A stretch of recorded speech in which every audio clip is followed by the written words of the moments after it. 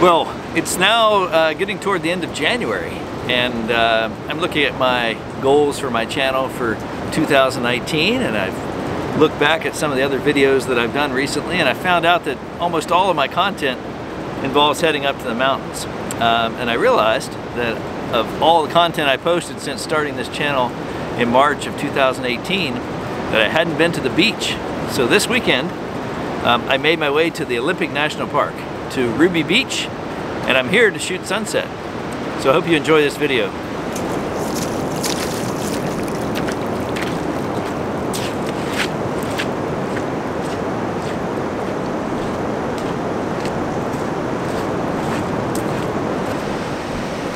Well, I'm making my way down the beach. I've got two compositions in mind. One is a more intimate composition with maybe a rock or a piece of driftwood as foreground interest and a little bit of movement in the water. I'm thinking maybe a half a second exposure, something like that. The other is the sea stacks at sunset. You know, that's the best thing about a beach, or one of the good things about a beach, is the scene gets totally refreshed twice a day by the tide. It's almost high tide right now, and so the scene is changing.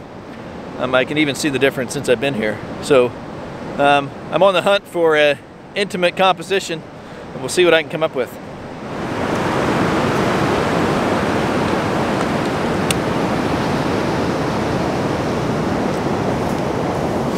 Well, my original plan was to have a moving water shot, but with the tide conditions, I did find this this rock here that's very interesting to me. It has some interesting lines with the water going around the rock.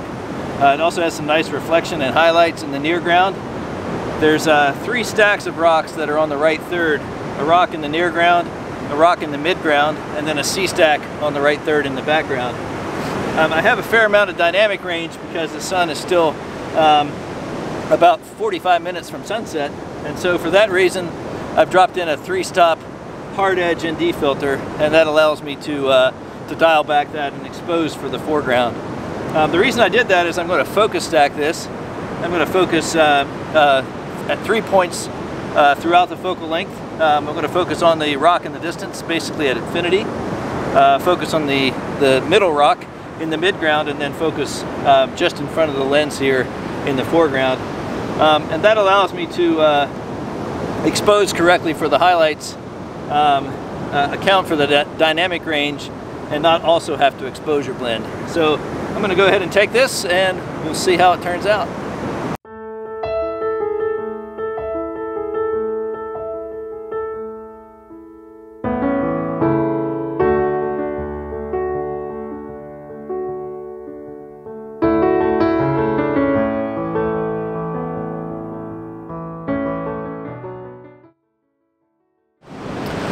I think that turned out okay. Right after I shot the picture, a wave did come in and totally take out the composition that I was working on.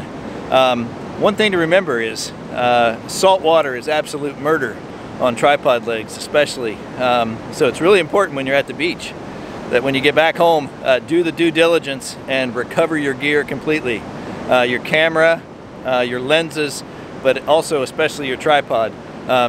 Fully extend the legs, wash it down completely with mild soap and water, and let it dry completely with the legs completely extended before you put it away, or you will pay in the long run.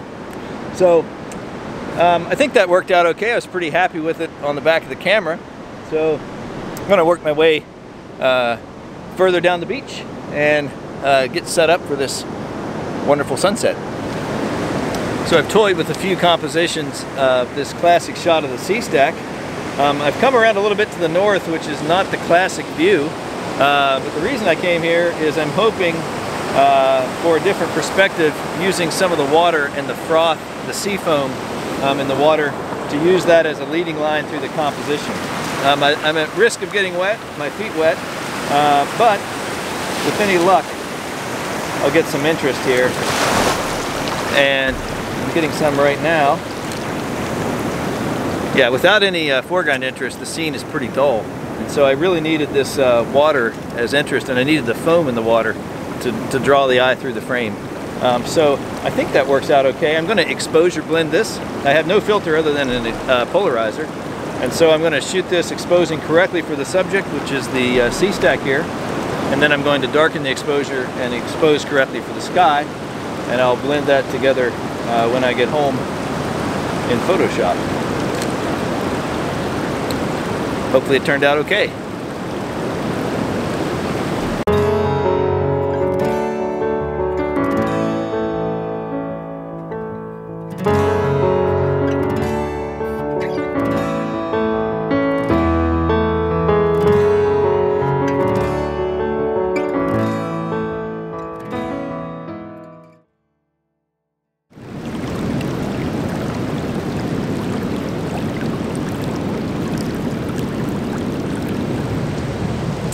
Well, patience pays off. I've come to the other side of this small tributary river, which is the Cedar River, if I'm not mistaken. It's a freshwater river that flows into the Pacific Ocean here at Ruby Beach. But I've come to the other side of the river, and I've come up on top of this gravel bar because I wanted to elevate myself. I have my center column partway extended, not all the way because I'm worried about a little bit of camera shake, so about 3/4 of the way extended. Legs all the way up, as high as I can get them.